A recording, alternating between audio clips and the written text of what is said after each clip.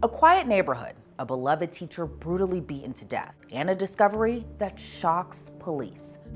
I didn't even notice his TV's missing too. TV's missing, no wallet, no phone. There's no forced entry to the apartment. There's blood splatter near his chair. Suspicion mounts when a former student is found with the victim's car. Where'd you get the car? I already told him. You tell me. I did, okay, that boardwalk, it's just like a friend. That's it. A friend let me park. Who's the friend? His name's Sean, but I don't know his last name. As her story begins to fall apart, an unexpected witness comes forward, turning the case upside down. I said, Taylor, I said, you can't. I said, that's an overkill. Like, you got mad. I said, did he ever hurt you or force you? She said, no. I'm Elizabeth Millner, and welcome to this episode of Female Criminals. Fort Smith, Arkansas. That's where we meet William DuBois Jr. William, or Bill as he goes by, lives a quiet life. The 72-year-old spent decades teaching for the Fort Smith School District, a job his wife Susan says he loved. Bill, however, is on to his next chapter, retirement. Retirement means more time to tend to his health needs. The former teacher suffered a series of violent strokes, so his family made the difficult decision that Bill should get his own place, but still live close by. Because of Bill's health challenges, even short periods without some form of contact can be concerning. It prompts a welfare check on July 11th, 2019. Officer Hendricks with the Fort Smith Police Department is dispatched to Bill's home after a neighbor reports not seeing him for days. Hello. How are you, ma'am? Good. Him? Yeah. He's not answering? He's not answering, but I was laying in my bed the other night, and I can't remember what time it was because, I heard something fall, sound like. Does he have a car? Yeah, a car, but Where's his car? his car's been gone for 2-3 days. Well, maybe he's gone. Okay. He would told us. Okay. He would told us, ma'am. Okay.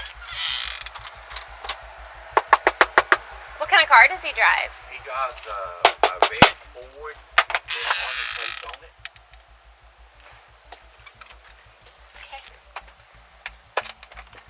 So is that headquarters for just one? You know what position his bedroom is at? Back that way, I Okay. think. I'll come back and talk to you in just a second, okay? What's his Because, name? Bill. That's all I know is Bill. That's all I called him. You said DuBois. The call note said DuBois. It might be. They know him better than I do. Oh, they do? Yeah, Okay. Yeah, he goes over there and talks to them Okay. all the time and everything else. What's your name? Denton. D-E-N-T-O-N. Denton? Last name? Stringer. S-T-R-I-N-G-E-R. I understand. So you don't have a phone, so you walked over there. Yeah. You should get a phone. I had a phone. I got me a phone. And my daughter, when she left, she stole it. Bill's neighbor Denton Stringer couldn't shake off that strange noise he heard the other night. To him, it sounded like a thundering crash. But what I was trying to tell you, I was in bed and I heard a big boom. What day was this? Oh, that was a couple days ago. So Now- today's Thursday. Well, okay, Thursday, Tuesday, Okay. yes, Tuesday. What kind of car does he drive? He drives a red Ford. Red Ford. A red Ford. Passenger car? It was 4-door. Okay. He just bought it, it's brand new. It's not an SUV. No. Okay, so passenger car. Yeah, passenger Okay. car. Bill's red Ford Focus is a crucial clue, but there's a problem. It's missing. Officer Hendricks digs deeper, but soon an unmistakable odor raises an instant alarm. His car's not here. However, I have one piece of mail. He said 2 nights ago he heard a really loud boom. So it's not like him. It's not like him to be gone for 2 days. There's an odd smell when I open the door. No flies up here. When I rounded the corner, you only get it every now and then. I saw one fly in the window as if it was trying to get out, but it's a whiff every now and then. I was trying to get them to find a cell phone number for him. He says his bedroom's in the back corner.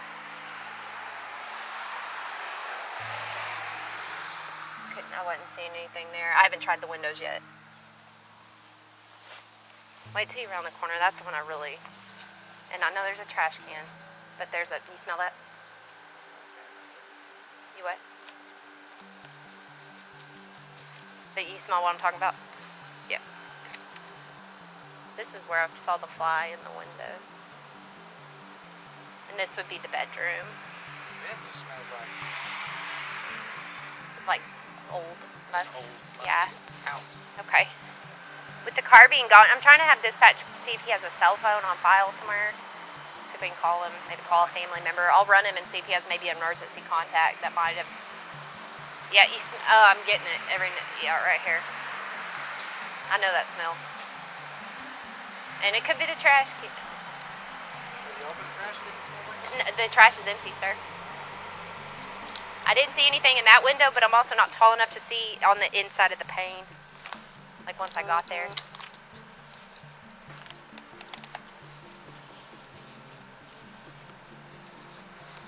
It's only whiffs. I'm on the fence. At this point, something definitely doesn't feel right to Officer Hendricks. She needs confirmation though. To get it, she has to find a way into Bill's home, but she can't enter without a warrant. That's a good question.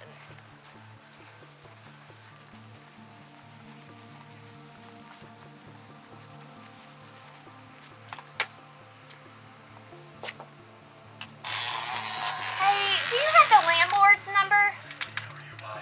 Yeah, that's what it should. The landlord would have a key, right? It should have. Okay. Are they pretty good with you? Oh, yeah. Yeah. Let me give him a call. Yeah. Real nice. See, I think. Yeah. There's his phone number right there. Yeah. Okay. That's my landlord. Okay. And will answer typically? Yeah. He should answer you. Okay. I talked to him this morning. He was over here this morning. I told him I hadn't saw Bill and stuff and everything else, and he said, "Hank, said, well, I'm glad your son." And Bill goes over there a lot too, right? Yeah, Bill goes over there. Let me go grab my phone. Yeah, he says he goes over there and visits with them a lot, so maybe I haven't gone and asked him yet.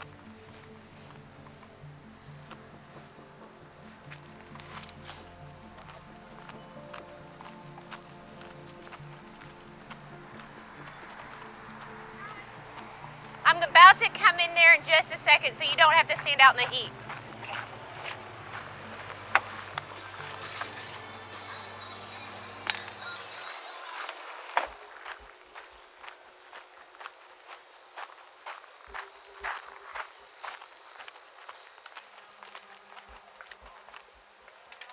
Yeah, it's hot, so.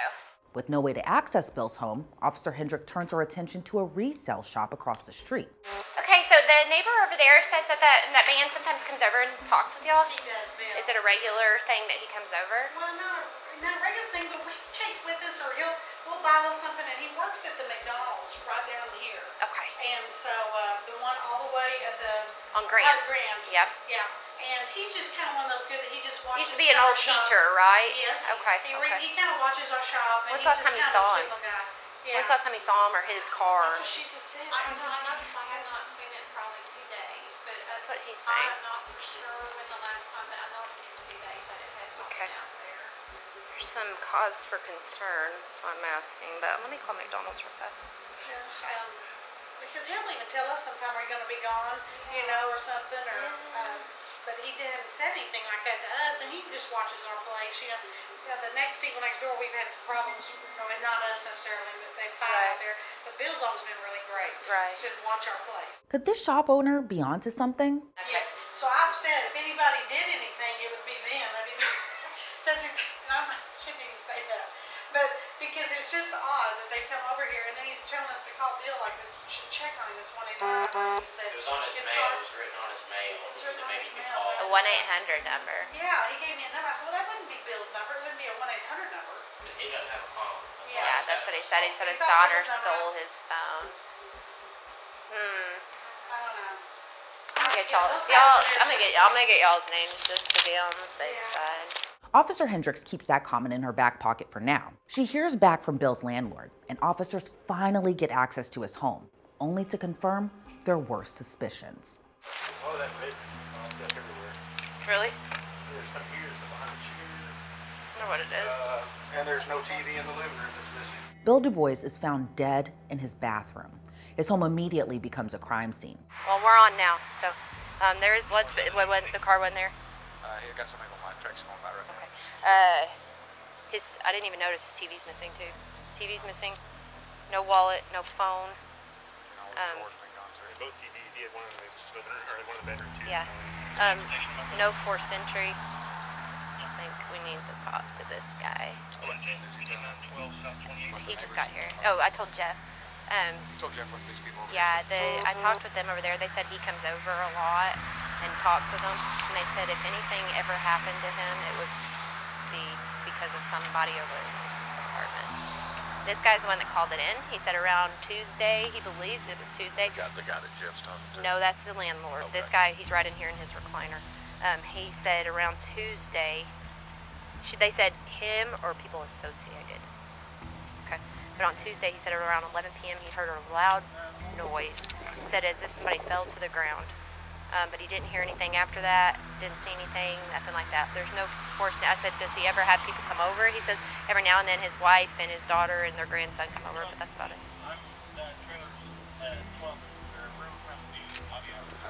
Those captures don't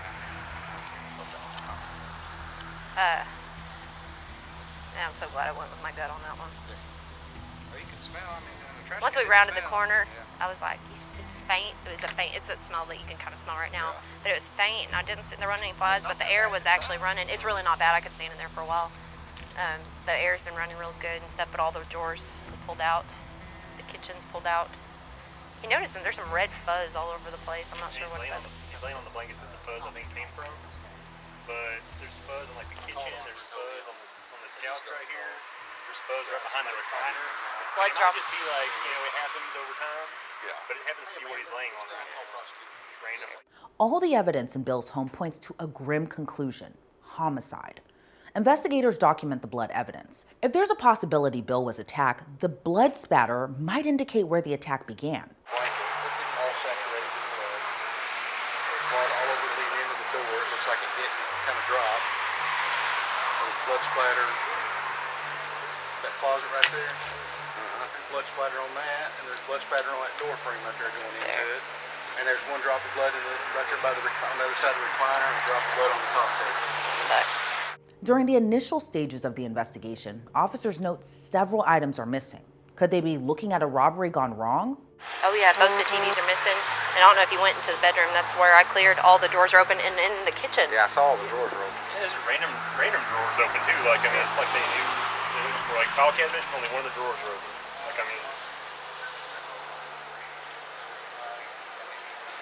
I told him he could Well, leave. maybe on a file cabinet, they would have closed them as they went down. but it's the third one. Decedent. 60, Was born in 45. 45. Live alone. Lived alone. He is Separated registered from his with family. Mitchell. Separated from his family, but he sees them. They come sees over. them, yes. This guy heard a loud noise about 2 nights ago. They have told me if something bad was wrong with him, then they would suspect them. They randomly divulged that information. However, there's no forced entry to the apartment. There's blood splatter near his chair where he sits in the living room. He is in his bathroom, so he walked. A medical examiner still has to issue a final ruling on Bill DuBois' cause and manner of death. But now officers have to deliver the devastating news to Bill's family. Fort Smith police officers go to the home of Susan DuBois, Bill's wife. Hi, Miss Susan. I'm Officer Hendricks. I'm sorry meeting you under these circumstances. I know you. You know me? I've seen you at Northside Games. I have been there. Cubby. I can tell by the way you're acting that you've already been notified, okay? Hey, your mom had come down. She was supposed to be. Well, first of all, we're very sorry for your loss, okay? Now, you want to sit down for a minute? Let me- No, I'm fine. Okay, all right. It might be better on your legs. Yeah. In every death investigation, we do a complete investigation from top to bottom because we don't want to leave any stone unturned. Does that make sense? Yeah, Okay. I'm a retired nurse, so. Okay. Well, and we're not saying this is a homicide at this point, okay? No, he But- had a heart condition Right. and strokes. And he could have fell and hit his head, but there's some blood there that we're concerned about. Does that make sense? He probably fell. Okay. He And was now, acting so strange here- Saturday. Here's our Susan's completely destroyed by the news of her husband's death. Officers don't want to scare her by suggesting Bill's death might be a homicide, but they hope Susan can help to fill in the gaps, turning their attention now to Bill's missing car. Here's our biggest issue. He was acting strange Saturday? Okay. Here's our biggest issue we have right now is the car is missing. Oh no. Yes. Yep. Where's your tracker? Do you have a tracker on that Yes. car? Yeah. Okay. Her phone, right here, right here. No, that's Teresa's. Okay. Mine's in the kitchen. Okay. Or in the bathroom. Somebody run get her phone. If you can try to get me a location on that car, that's going to help us. It's gonna be tremendous. And it could be the fact that he left it somewhere and got it right home with somebody. It could be a business. Here, I'll just give it to her. I got it. Yeah, I know it's under home. Oh, okay.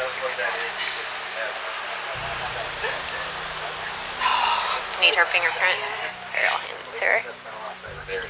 Believe that. Need your finger or your. Fingerprint or It something. said fingerprint. Yeah.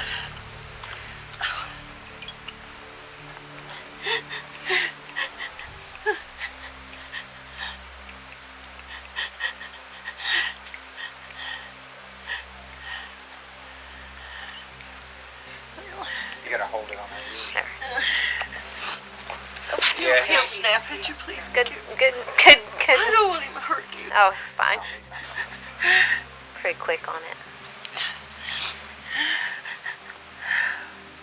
I want Teresa's. I want I know you got more than one car on there. Florida Station, you can get 2 next up records to my location. Off Kelly Highway. up there. Make sure it's stationary. It's parked at a house. Oh, snap. And it's through JB Byrider too. Okay. The car is at JB. Who's north? Is through JB Byrider. What? Working through. Okay. Can I go over there, please, where he's at? Where he's at? Not at this time because here's and let me explain to you why. Okay, there is a lot of detectives over there right now, so they won't let you in the house anyway. Okay. I wanted him anointed. My priest just let him Trex, you go. got your 88 on you? And he came out here. Here. I'm gonna step around. Because Justin and I couldn't go in either. We just type it right there. I'm gonna send you a picture of where that location is. Susan DuBois' tracker is a breakthrough. Officers find Bill's car. Portsmouth Police Department. Hey, come out with your hands up. We know you're in here. Come out. Portsmouth Police Department. Go ahead, hold traffic. Channel less than 33. Hey, come out. Come out. It's okay. It's okay. Just come out on the side of the house. What have we done wrong? Who else is here? It's an investigation. Investigation. We're gonna explain that. We're gonna explain that. Who else is in here? Come on. What's going on? Just walk out to that side of the house for me. Who else is in here? Is anybody else in here? Just walk out here, right here, to the right. Thank you. What's going on here? That's Taylor Elkins. Who else is in here? Taylor? Okay. Portsmouth Police! Portsmouth Police! Police know it's the victim's car. However, someone else says it's theirs. So the female we got out of here, the very Yeah. the last one, Yep. it's her car and she claims or she's had it since yesterday. None of these people know about the car. Listen, she's an avid liar too.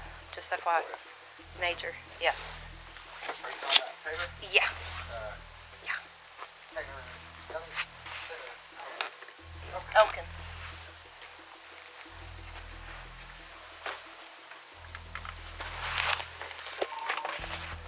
Keep her, so she's looking up. Carefully. Why are they saying there's a white guy? There's no white guys outside. Channel 1 clear 1900.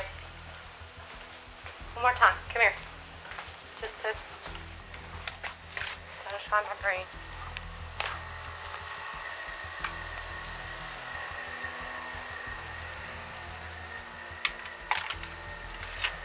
Hey, so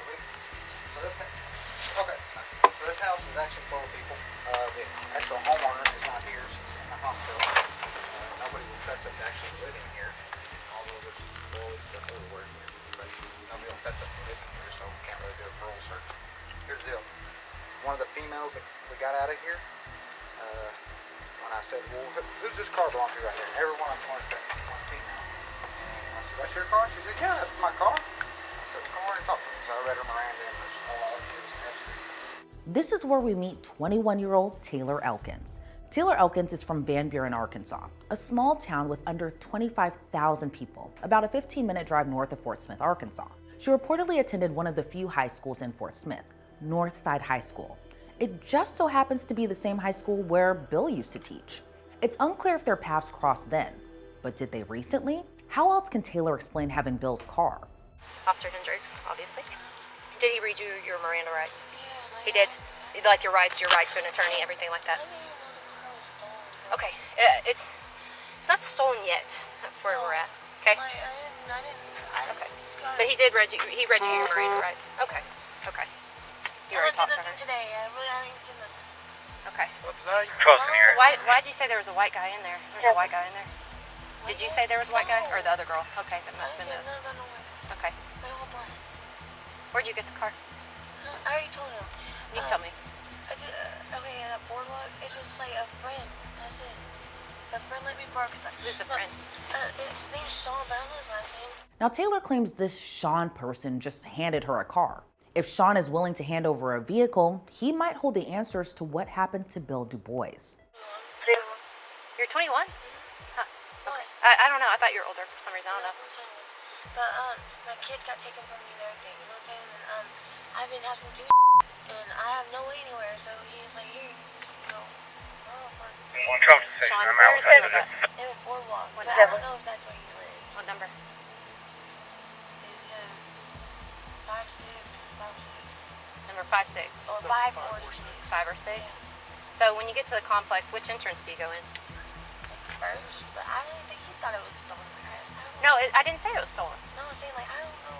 Okay, I'm just I really asking don't know about how he got it, though, but Okay. I'm saying, like, I was like, dude, like, You got your phone on you? no, I don't got nothing on it. I don't got Where's your phone. phone at? In there? I don't got a phone. Come on, everybody got a phone. No. She had a phone when I arrested her 2 Thank weeks you. ago. I okay. really, I don't. My daughter shattered She my had to use shit. her girlfriend's phone at the time. Yeah, I'm not lying to y'all. Okay, we just I saw a got lot everything. of phones. I got everything taken care of. Right. You know what I'm saying? So, like, I'm not trying to get in trouble. I'm not on bond. Like, I can't. That's your cup in there in the car? No, it's There's water. like a 40, route It's 40. water, Okay, yeah. but that's yours from Yeah, the it's Easy water. Mart? Yeah, Okay. All right. it's water. Okay. So you got it from Sean in the first entrance off of Albert Pike to 4201 Kincaid. Boardwalk. The address, but you. The first Yeah, entrance. like, oh, you making it long. No, the first entrance right there on off Albert Pike. So number 5 or 6? I don't think dude, he's a crackhead. Okay. That's why I don't. Okay. All right. But I just needed it because, dude, I lost my fucking kid. Horse to ACR. Okay. So he's like, look, you know, I was like, are you sure? And he's like, yeah. Okay. I mean, he likes me, you know what I'm saying, like that. So. You give him any money for it or anything? No, like, he likes me like that. We're just friends. You know what I mean? What's his name on Facebook? Sean? I don't know. I don't have a phone. I know. I don't get on my Facebook Okay. no more. Taylor's statements don't add up. Another officer recognizes Taylor. He's familiar with her from past police encounters. That was that one I told you about. No, I've dealt with her several times, and then I saw her in the jail. Yeah, that's the one I told you about. Remember that wanted to fill a vacancy? Anyways, That's not Edna. hey, you know that's her grandparents' house, right? The South Greenwood address is her grandparents' house. Hers. 1802? Yeah, I swear to you. She's bonded out to that address out of Crawford County. She's got like 10 felonies pending. I swear to you. Is it?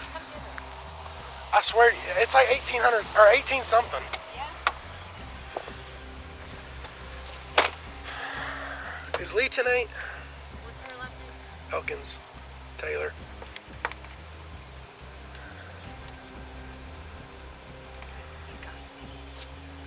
It's 18 something on her grandparents. Call Lee. Because I was worried about the kids too, but I forgot Lee took them, or DHS took them. Taylor, exact spelling, T-A-Y-L-O. Hey, remember when you dealt with Taylor Elkins? Taylor, remember the chick you took your kids away from? When you went to her grandparents' house on Greenwood, what was the address? Was it 1802 or 1800? Was it 1800? He said it's on the corner right there by the school.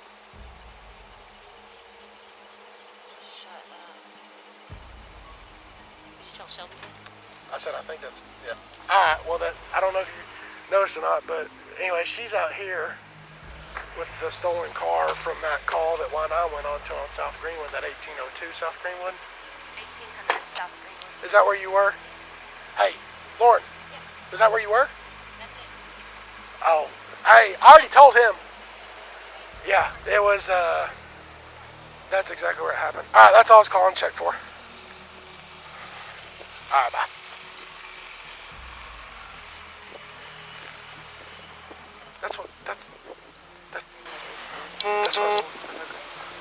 That's what I'm telling you. That's her grandpa's house, and she's bonded out there. She's got like 10 pending felonies in Crawford. It's all in ISIS about it.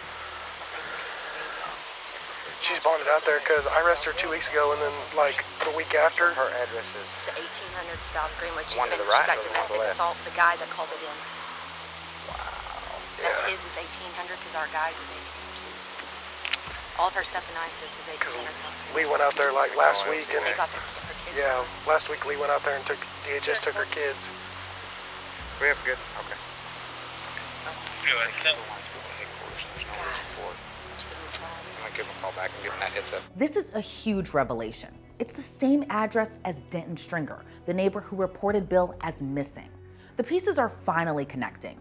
Remember earlier when the resale shop owner mentioned a neighbor is known for causing drama? So I've said if anybody did anything, it would be them. Because he doesn't have a phone. Yeah, that's what he said. He said his He thought daughter his son stole was- his phone. And remember Denton mentioning his daughter causing trouble? I had a phone. I got my phone, and my daughter, when she left, she stole it. She stole When's it. your birthday? Well, the mysterious daughter is actually Denton Stringer's granddaughter, Taylor Elkins. Taylor is taken into custody. She's interrogated for more details about the Sean person who allegedly gave her Bill's car. For investigators, it's like starting from square one. She still can't recall Sean's last name, phone number, or even address. There's no way to reach him. Her alibi falls apart. She then reportedly changes her story. Taylor alleges Bill gave her the car in exchange for sexual favors. Her stories are inconsistent, yes. Is it enough to charge her with murder? Well, not at this time.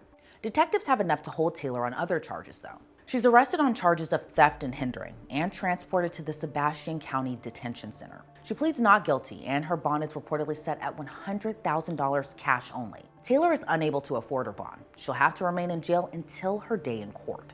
Detectives, meanwhile, are still investigating the death of Bill DuBois. By August 2nd, 2019, nearly a month after Bill's death, Fort Smith police officially confirm his death as a homicide. According to the medical examiner, Bill DuBois suffered dozens of impact injuries. The medical examiner reportedly notes 27 separate impacts from a weapon that isn't revealed until later. Still, no one faced charges for his death. It stayed that way for months. That is until October 9, 2019, when Sebastian County prosecuting attorney Daniel Shue announces murder charges for none other than Taylor Elkins. Taylor is charged with first-degree murder, a charge which in the state of Arkansas either carries life in prison or the death penalty. She pleads not guilty to her murder charge. Now she's being held in the Sebastian County Detention Center on no bond. As she awaits trial, there's still one question that remains unanswered. Why was Bill DuBois murdered? About a month after prosecutors announced first-degree murder charges for Taylor Elkins, a new witness comes forward. You back there. You need anything to drink? Water, coffee? Coffee. This inmate's name is Terry. She actually reached out to detectives. She emailed, wrote letters. It's clear Terry wants their attention.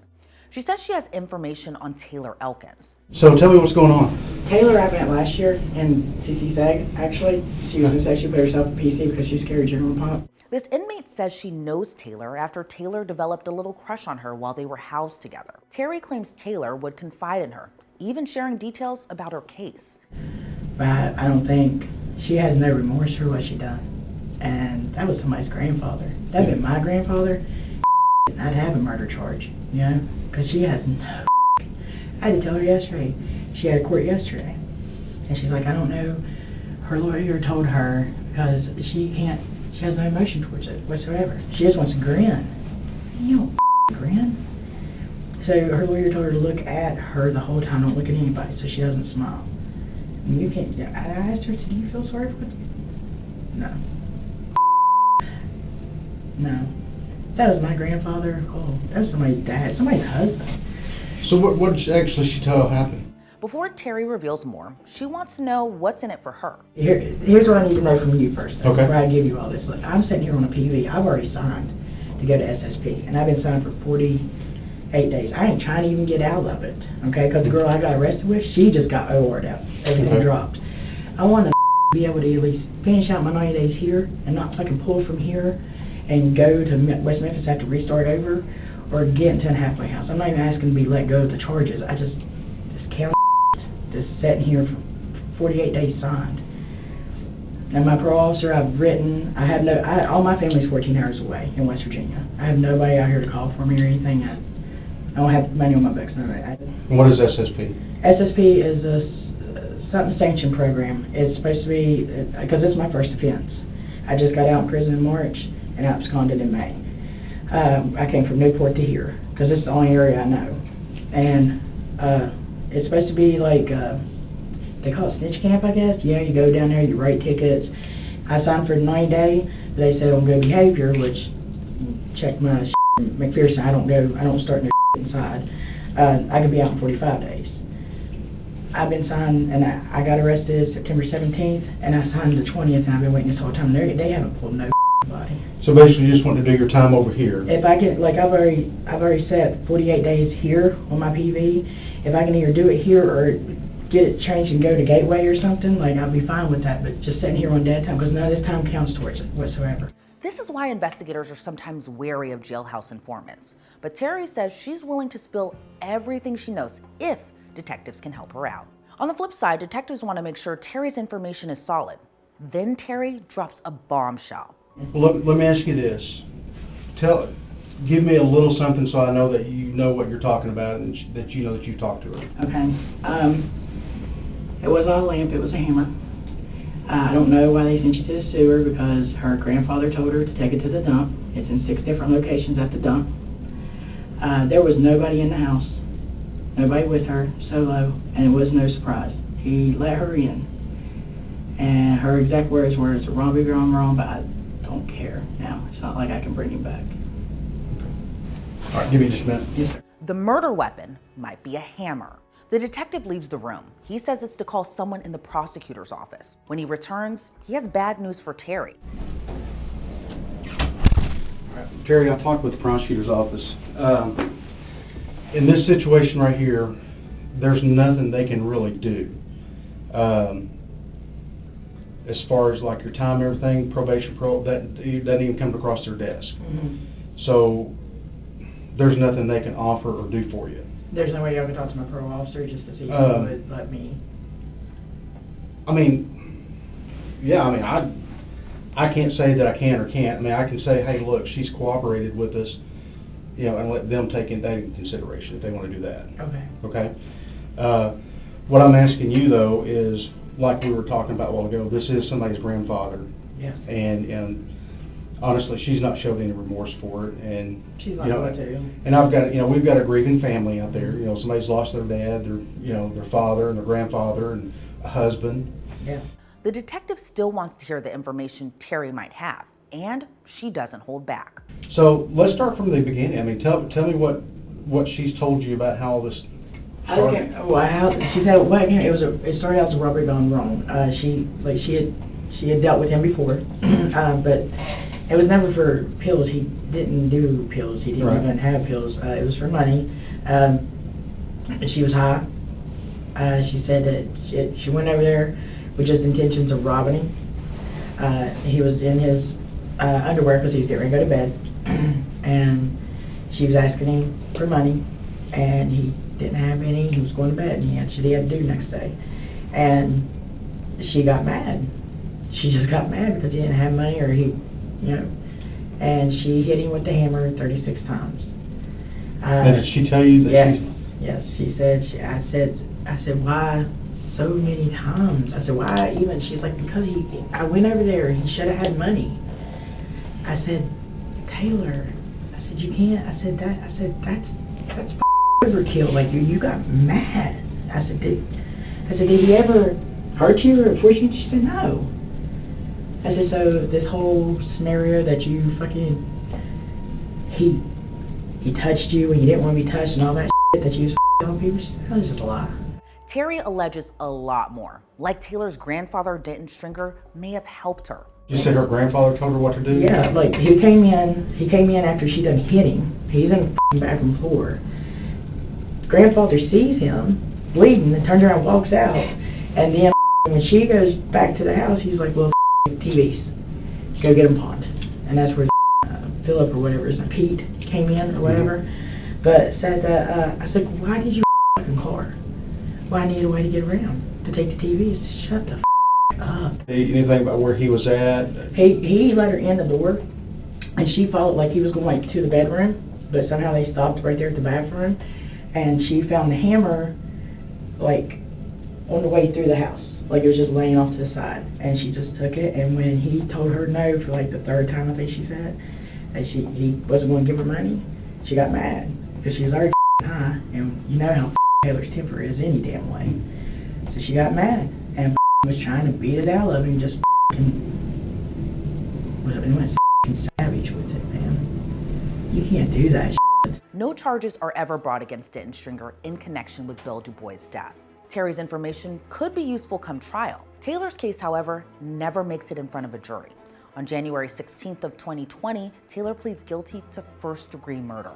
In their press release after sentencing, prosecutors say that Taylor Elkins robbed Bill DuBois and beat him with a hammer because he didn't give her money. Under Taylor's plea arrangement, not only does she avoid the death penalty, but a life sentence too. Taylor Elkins is handed down a sentence of 40 years in prison. She reportedly never apologizes to the family of Bill DuBois or explains why she killed him. Online records show Taylor Elkins is serving her 40-year sentence at the McPherson Unit, a medium security state prison in Newport, Arkansas. Since being behind prison walls, Taylor hasn't exactly been on her best behavior. Online records with the Arkansas Department of Corrections show a number of disciplinary actions against Taylor in the years of 2020, 2021, 2024, and as recently as 2025. The disciplinary violations were for battery, sexual activity, refusing a direct verbal order, failing to obey orders, threats to inflict injury, insolence to a staff member, even self-mutilation. She seems to be staying out of trouble as of this recording. Her last reported violation was July 22nd, 2025. Taylor Elkins will be eligible for parole in 2047 when she's 49 years old. If she serves her full sentence, she won't get out of prison until 2060. Thanks for tuning into this episode. I'm Elizabeth Millner, and we'll see you back here next week with another female criminal.